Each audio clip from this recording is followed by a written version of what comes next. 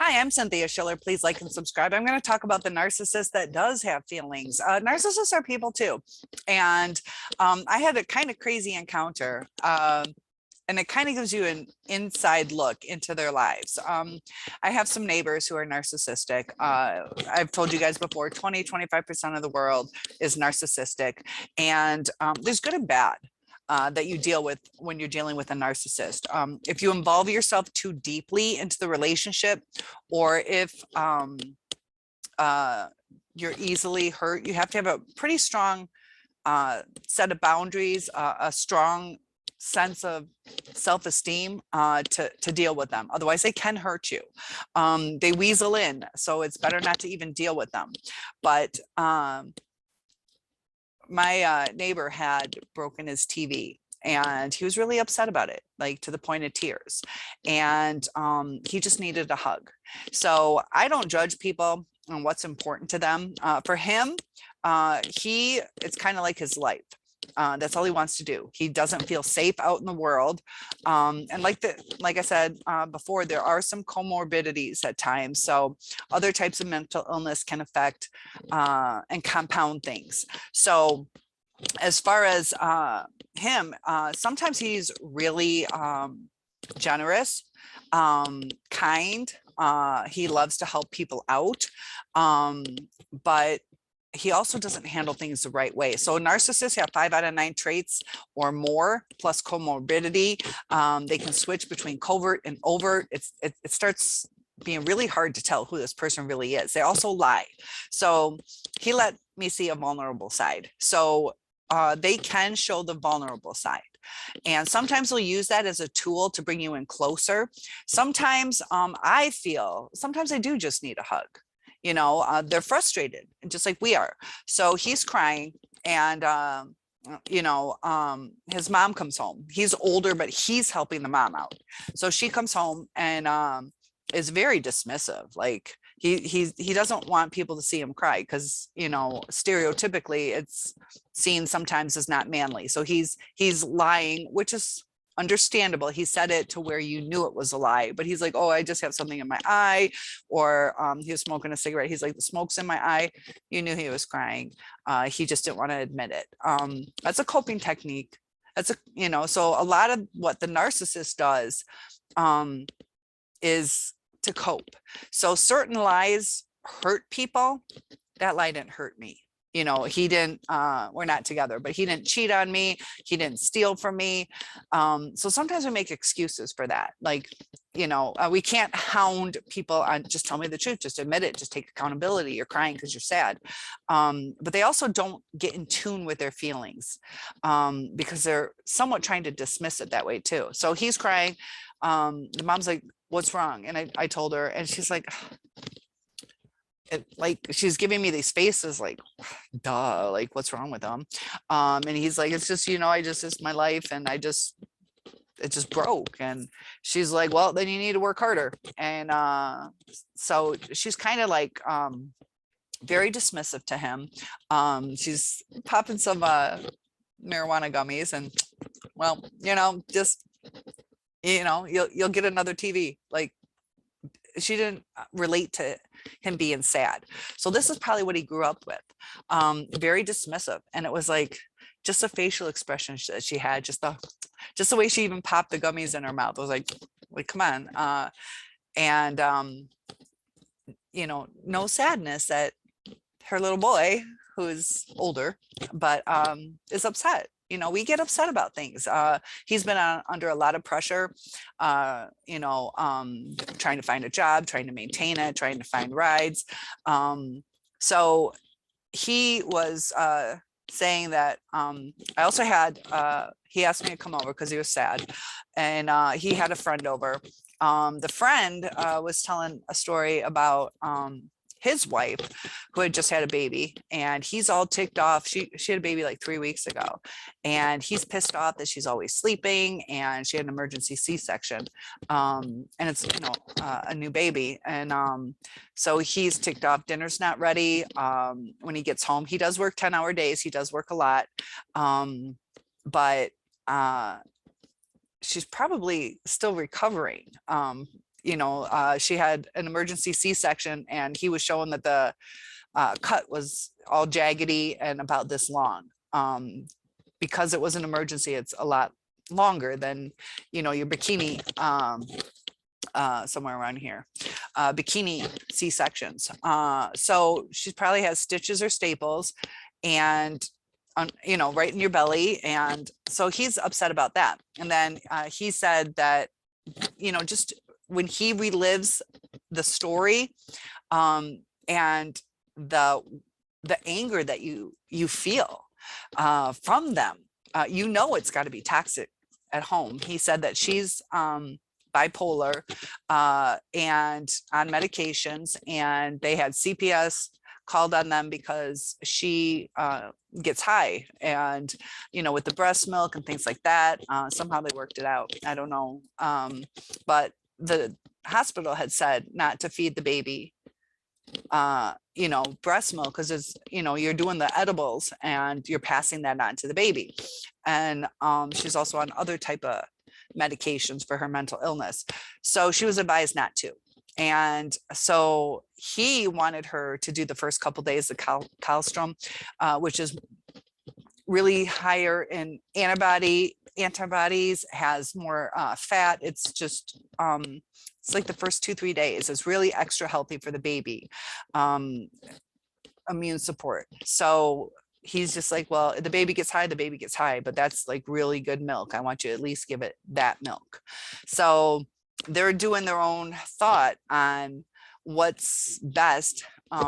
They're looking past advice, and they're not even thinking about the baby. Like, the baby can just deal with it. The baby's going to get high for just a couple days, and they'll be fine. And that baby is when like high risk.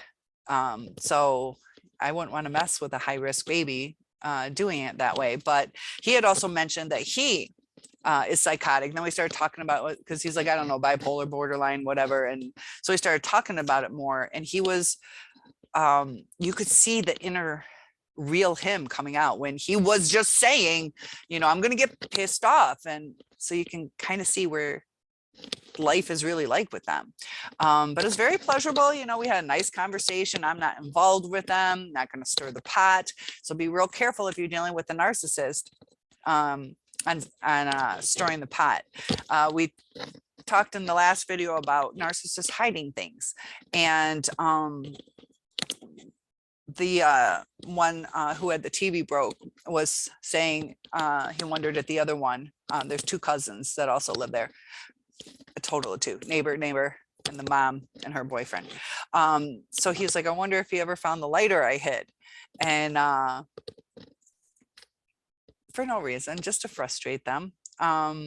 They think it's funny, causes frustration, causes loss of time looking for things.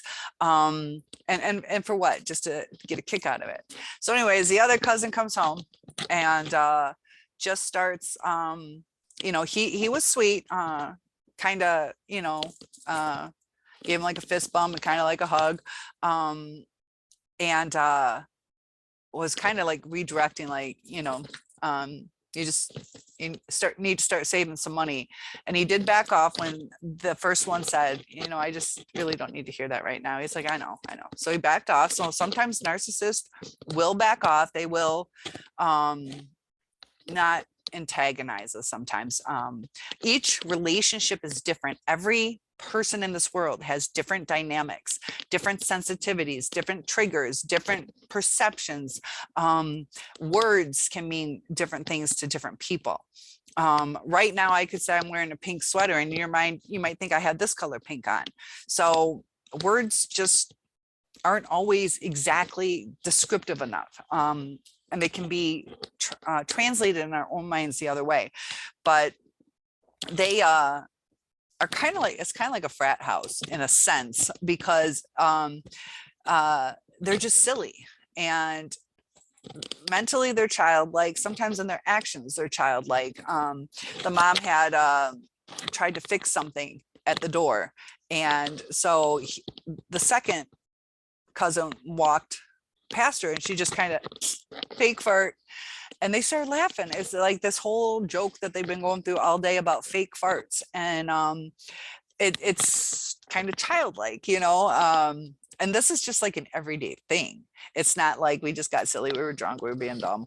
It's like an everyday thing. And so as the second one is leaving with his buddy, they're doing these like sex moans out the window throughout the complex. And they also often narcissists will have addictions, drugs or alcohol. They'll drive while intoxicated without regard to other people on the road. So the second one had a driver. I don't know if that second one was driving. Narcissists sometimes are generous. He offered us beers that were in the truck. He was getting ready to go to a bonfire. So they can be generous sometimes. But it's just to see the mother's reaction and to see over time what the first narcissist has gone through. He had said, I'm so mad. I just want to punch. I'd be happier if somebody punched my kid in the face because I want my TV. I'd be happier if it didn't break. So and I'm like, you don't really mean that. And he's like, he said that he kind of did. And I know he doesn't mean it. He's not a physically abusive person, but he wanted to punch something. So sometimes they can control themselves. But also we talk about like self-harm sometimes can come from this, whether it's for attention. They just want attention, negative or positive. And so he like scratches himself and likes to have like big gashes on his back. So like a woman just, it's not like the accidental or got a little too naughty, you know, like rough sex, but it's, you know, if you've ever seen some of these videos on Jesus Christ getting slashed, whipped on the back or other movies, that's what it looked like, and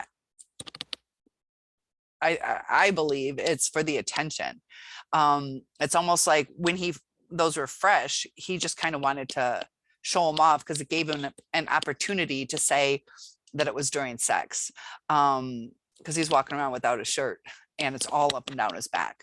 And it's kind of like a bragging right, like, oh, somebody wanted me, you know. But this is where it gets tricky because narcissists can be enjoyable to hang out with at times. They can be vulnerable at times. The second one really isn't very, he's told me some stories, I guess. So they can go deep a little bit, you know. But if you listen, a lot of them are from pretty bad upbringing sometimes, and it does affect them. And it's just sad that all these years later, you know, does a narcissist ever change? The mom has been entitled to things, and she's got a story as well. But over time, there's not that connection of love. With the first one's son, he does love him in the way he can. But the son had called because we were sitting on the porch. The kid's right next door. It's literally right there. And then the mom was home, which would be grandma, was home. But the son had called. And so he was, my neighbor was sitting on the porch, just kind of talking and crying, being upset, and just needed somebody to talk to. And he's like, oh, my kid's calling, or called like a half hour ago. I said, well, call him back. And he's like, no, fuck that. And fuck that kid. And it's like, you know, like, take the time to see what your kid's talking about. He's like, he probably just wants to say hi. And, you know, it's a little kid, you know, the kid doesn't call that much. He's probably just calling either to check where dad is, or, you know, maybe to say goodnight, or can I have some food, whatever he called for. It's not a needy kid.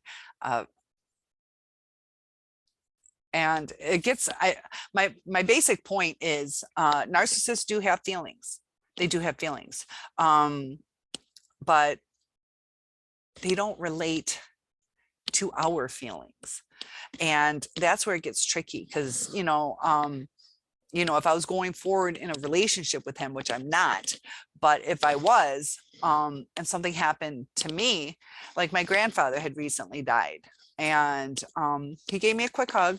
He's like, I know you probably need a hug, but it wasn't like, let's sit and talk or tell me some favorite memories of your grandpa. It was just, yeah, I should probably give you a hug. And sometimes people, they relate to their needs. So the narcissist sometimes goes through the motions of, they can understand certain things, just like at the emotional level of a child. Some childs can pick up on when somebody needs something, but they're not emotionally able to really connect. If you tell them you're having financial struggles, you're telling a little 3-year-old, they'll be like, oh, okay. But they don't understand like the depth of the stress, and I'm about to lose my house. And then if my car breaks down, I can't get to work. And how am I going to get my kid to daycare? Like, they don't understand all this stuff. They're like, oh, okay, I'll give you a hug. And that's kind of where the narcissist is they see it at the superficial level. And that's where the connection doesn't happen. And just like a child is dependent upon the parent for their sense of self. And that's why it's so important as we're raising our children, especially during the developmental stage, that they get the love, that they're mirroring, they're mimicking, they're growing, developing who they are through their people that they surround themselves with. And they do say that the top 5 people that you hang out with, whether it's your, the top 5 people you spend the most amount of time with, is who you kind of become as well. They're going to pick up your traits, you're going to pick up theirs, and that's what molds us. So as we see this narcissist in a new relationship with somebody, they have a whole new set of friends, a new supply, and they're going to mold a little bit different. And that's what the narcissist is a chameleon. And instead of really contributing, the narcissist is taking. And as they're taking, it like sucks from the other person. It leaves an emptiness. And that's all the narcissist has to give back. Whatever good supply they get, they use it up and let it go. They don't take it to heart. They don't put it into their soul. It's just a moment in time for the narcissist. That's why they move on so quickly.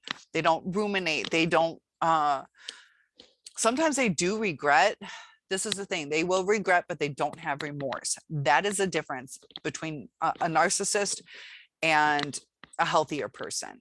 They're not like, I shouldn't have done that and I feel so bad. They might be like, I screwed up, I just lost my supply. They don't go deep. And I just thought it was interesting at the frat house to see that, yes, they can be vulnerable. They can cry. They can express their feelings.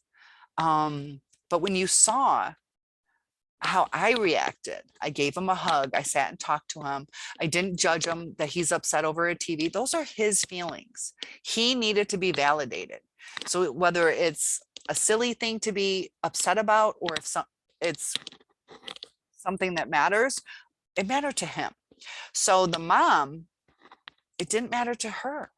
So she didn't care. And, he needed that right then. And he gets irritated, just like we would. We get irritated when we want that back. We invested, now's your time. And sometimes, like when my grandfather died or whatever, now it would be my turn. So there's no give and take, though. There might be a little bit. And that's where it gets hard to understand, like, is this really a narcissist? But we got to remember there's different levels. There's about a lot of fat people in this world. And I don't mean this mean. I used to be heavier, and I don't mean it mean, but there's a lot of heavier people in this world, but what is their BMI, their or their ratio of fat to muscle? What is their, is somebody 20 pounds or 200 or 300, 600 pounds overweight? They're different. And that's what a narcissist is. Each one's different. Some might have, just comparing it to a heavier person, 20 pounds. Maybe a narcissist is only that much narcissistic, or are they on the extreme scale? They can fluctuate too, because it's based on triggers. So the narcissist triggers come from the outside, and interpretations for us, since they feel entitled, they can also get uncomfortable if they're going into situations where they're unsure of how they're going to be perceived. And that's where a lot of the lies come up, especially in first time meetings. It's very interesting how their mind works. But limit your contact. I know I hung out with the narcissist today, but don't take it deep. Don't take it deep. Don't rely on them. You can't rely on them. You can't, the second one I was going to take to the store because his car broke. And he forgot to tell me I don't need a ride. And that's fine. It saves me time. But he ended up going out. So everything's fine on that. It doesn't bother me, but it would be nice and polite, and what a healthier person would do. They wouldn't want to burn a bridge where they're like, I should let this person know, because I kind of took a little break. I was going to do a couple videos today, and I'm like, well, I don't want to be in the middle of one. So that was all just in an hour and a half. That was my day in an hour and a half. And narcissist, as you can see, it keeps everything busy, confusing. You're sitting here ping ponging, watching everything, and it is like a frat house. It is, and it can be destructive if you get in too deep. So I hope that was helpful. Hug your kids, they need it, and give yourself a hug too.